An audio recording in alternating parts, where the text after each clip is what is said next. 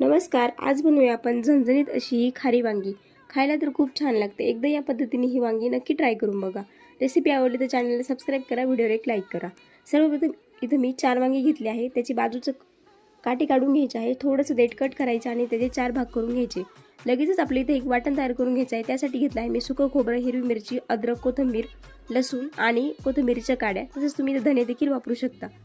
हे सर्व एकदा बारीक करून घ्यायचं आहे मिक्सरमध्ये. त्यानंतर इथे मी शेंगदाणे घेतले आहे. शेंगदाणे देखील बारीक करून घ्यायचे आहे. शेंगदाणे चांगले खरपूस भाजून घ्यायचे. त्यानंतर ते बारीक करायचे आहे. शेंगदाण्याचं कूट एका प्लेटमध्ये घेऊन त्यामध्ये तयार केलेलं वाटण टाकायचं आहे. चवीनुसार मीठ टाकायचं, धने पावडर, लाल तिखट आणि हळद टाकायची आहे. लाल तिखट तुम्ही तुमच्या चवीप्रमाणे टाकू शकता. त्यानंतर याचं सर्व मिक्स करून याचं एक वाटण तयार करून घ्यायचं आहे सुकं. लगेचच याच्यामध्ये वांग्यामध्ये हे भरून घ्यायचं आहे, स्टफ करून घ्यायचं आहे. तुम्ही पाहू शकता. त्यानंतर कढईमध्ये तेल टाकून हे वांगी थोडेसे फ्राय करून घ्यायचे आहे 2 ते 3 मिनिटं. त्यानंतर जिरे, लसूण